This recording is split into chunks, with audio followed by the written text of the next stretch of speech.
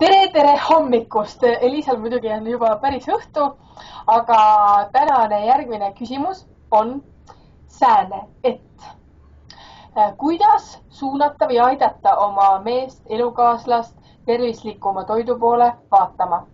Ja milliseid, kuidas alustada, kuidas teha niimoodi, et see ei oleks sundimine ja pealekäimine, pigem näägutamine? Jah, et just oluline ongi see, et ei oleks jah see sundimine, nägutamine ja pealekäimine. Et ikkagi, et mehel võiks endal ka ikka mingi huvi olla. Ja mitte huvi sellepärast, et teie kuidagi seal pressite või survestate, vaid ikkagi, et ta ise tekitaks huvi. Mina arvan kõige parem ikkagi see, et te ise nagu peate elama seda, mida te propageerite. Ehk siis, kui teie ei tee seda nagu, siis teie mees ammugi ei hakka tegema. Et siis et ikkagi olla eeskujuks ja niimoodi oma eeskujuga siis saab inspireerida teisi.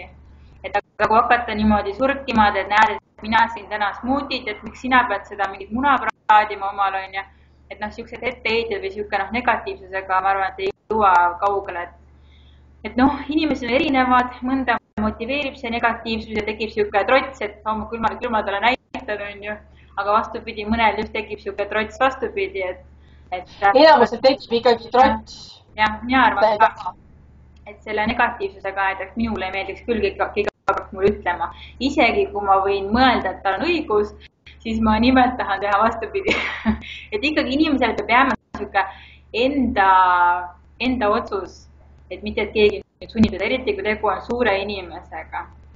Täiskasvanud. Jah.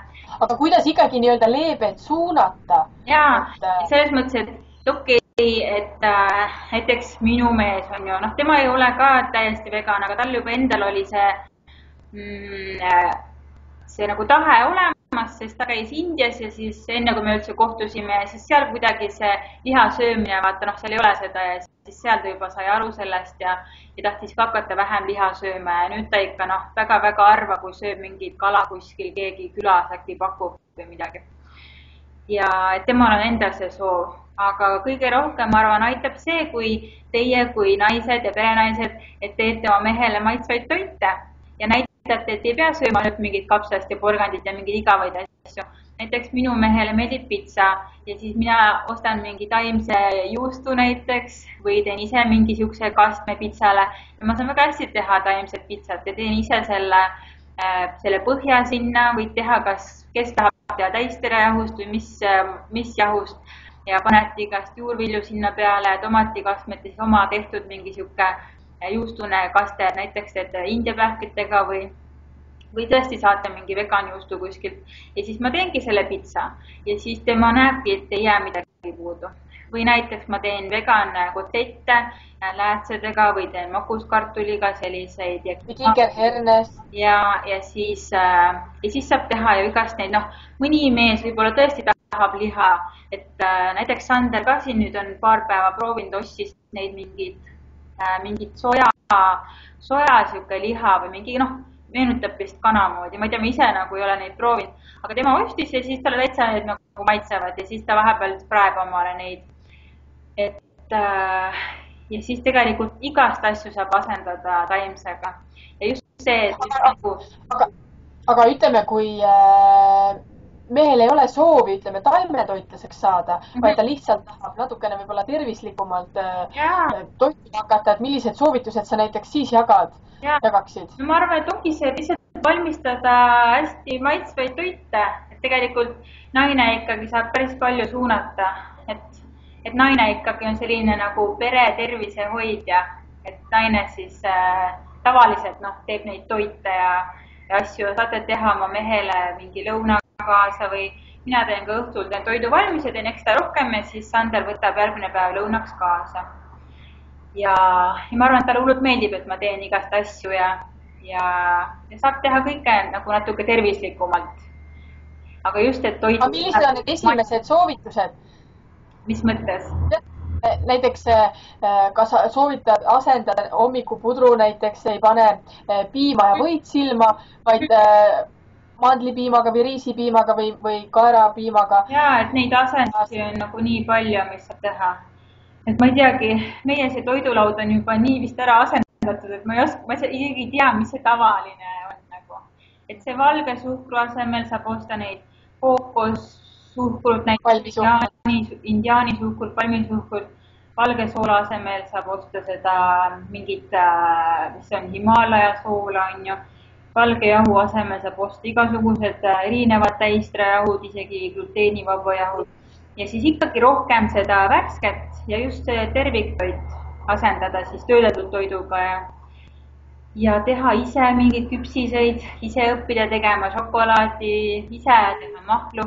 Et ma soovitan mingi, kui on võimalik blender omale osta ja mahlapress, et need masinad on siuksed nii ägedad, et sa hakkad enne katsetama ja eriti kevad on ka teil praegu seal, et siis on nii nagu kohe näed seda masinat, mõtled, tahaks midagi jälle kokku keerata, et saab teha igast banaanijäätiseid ja asju, et vot niimoodi.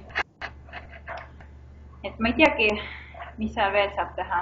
Ja näiteks mehega koos vaadata mingeid dokfilme, mis räägivad juba tervisest ja mis need on igasugused, taimetoidu teemal või üldse tervise teemal. Et tavaliselt on niimoodi, kui ikka et oma naist ei usuta, et siis kui keegi teine ütleb kuskil mingi doktor või keegi, et siis nagu tema sõna on nagu kindel. Et see nagu veel puurib pähe, et jah, et midagi on vaja muuta või teha tervislikumaks. Et siuksed filmid minu arust alati hästi inspireerivad, et just nagu näedki, et teised ka teevad seda. Mitte ainult ise nagu oled loll või sinu naine on loll, kes sunnib mingid, ma ei tea, mis asju sööma. Ja tegelikult see ongi täiesti normaalne ja nii tehaksegi. Ja otsida rohkem inimesi on ju, kes veel tegelevad sellega ja teha mingeid sünnipäevi või pidusid ja teha maitsvaid toite et näidata, et see on külluslik, et ei ole mingi keelamine või siuke, et nüüd üldse ei saa enam süüa ja just see ka, et mehel on vaja hästi palju kaloreid, et teha just nagu road, mis annavad talle hästi palju energiat. Et ei pea pakkuma ainult mingi kapsahautist, vaid tehagi panna rohkem õlisid, kui vaja, pähkleid, asju, et just, et mingid läätsed ja quinoa ja igast oad ja et mees saab ikka kõhu täis. Ma olen ka sinuga selles mõttes ühte meelt, et väga palju hakkab nii-öelda naisest kodus, et kui naine teeb kodus süüa, siis ta oma salatarkusega, vaid oma nii-öelda veetlusega tegelikult suudab põluda ju mehele just sellised toidud välja, mis ongi nii-öelda rammusamad või toekamad, et ei lähe, tegelikult tervislik toit ei võrdu ju salat. Ja minu arust see on hästi tähtis, et mina muidugi olen lugenud seda intuitiivset toitumist ja seda ja kuidas siis suunata ka teisi inimesi enda kõrval on ju, et siis ongi see, et võite teha koos neid tervislikke asju, aga kui ta teinekord läheb ja teeb omale mingi muu asja, et siis te ei hakka kommenteerima seal ja ei pushi seda 100% ja et nüüd sa rikud kõik ära sellega, kui sa täna sööd mingit, ma ei tea, seda asja on ju. Et endale tuleb lubada siukest vabadust ja eriti kui ta on veel siuke, hästi alustab sellega, et siis tal peab olema hästi palju vabadust ja ta kindlasti hakkab ka katsetama võib-olla teid, et kas te ikka nagu lubate kõike tal süüa on ju, et ei ole mingit näägutamist või asja. Ja kui ta näeb, et midagi ei juhtu ja mingid kommentaare ei tule, et siis ta on palju vastuvõtlikum ka sellele, kui te teete mingid maitsvaid roogasid ja ise te naudite seda ja ta näeb, et te olete õnnelik, te kogu aeg ei ole kuri ta peale on ju, kui ta midagi teistmoodi sööb ja et just siukse nagu positiivse hoiakuga. Sest näiteks, kui ma vaatan Raidot, minu elukaaslast, siis tema on täpselt samamoodi täielik intuitiivne toituja, et ma tead, suu lahti vaatan, kuidas ta lihtsalt valib enesetunde järgi, läheb poes, tead, täna on siuke tunne, et võtan jogurdit ja kuigi ta võib-olla aasta aega ei ole söönud. Ja siis ta nädal aega sööb jogurteid ja siis ta ütleb, et ma tunnen, et ma enam ei taha ja siis ta ei söö jälle, võib-olla järgmine aasta, terve aasta, see on täiesti müstika. Et ja tema on selline, et võtab näiteks koogitüüki ette, tead, ma ikka tunnen, et ma ei taha seda lõpuni süüa, mulle nagu nii ei lähe ja raskus tekitab ka ja jätabki pool kooki alles. Ja ma näen, selles mõttes, et näen ka, et Sander vahepeal tahabki mingit X asja süüa, mida me iga päev ei söö on ja aga siis teinekord jälle ta üldse ei taha. Ta tahab ainult mingeid neid juurikaid ja asju ja et see ongi niimoodi, et siis tema on õnnelik, mina õnnelik ja ongi sihuke, et igaüks ikkagi otsustab enda eest ja et me saame ainult nagu inspireerida ja. Sest mingi aeg oli Raidol hästi väike šokahoolik mul siin kodus, tõi päris palju šokolaadi ja ma ka mitte midagi ei öelnud. Et minu arust on see täiesti fine, et ta võib vabalt ilma piinlikkust tundmata minu eest süüa seda, mida ta soovib. Sest ma tean, et tal on nii hea tunnetus toitude suhtes, et ta lõib järgmine kuu aega seitse šokolaadibatoon või mis iganes sealt, ja ta ei puutu seda. Jaa, sest kui hakata midagi mainima või kritiseerima, on ju, siis ega ta ei jäta selle pärast söömata. Siis tekib just see, et hakkab sööma salaja või läheb kuskile, läheb poodi kuskile autoga ja sööb autos selle ära. Et see on siis nagu normaalsem. Et noh. Ja tegelikult saab kodus ju teha nii lahedasti, nagu sa ütlesid enne, pitsasid, hamburgereid, pastasid, mis on ju tegelikult väga toekad ja ma võin ju panna sinu selle lehe, kus sul on küll ingliskeelsed retseptid, aga sul on väga palju seal ju erinevaid retseptivideosid. No mul midagi on jah, mul nii palju ei ole muidugi, kui ma tahaks, aga. Ja on ka mingid ideed ikka, et mida, kuidas. Jah.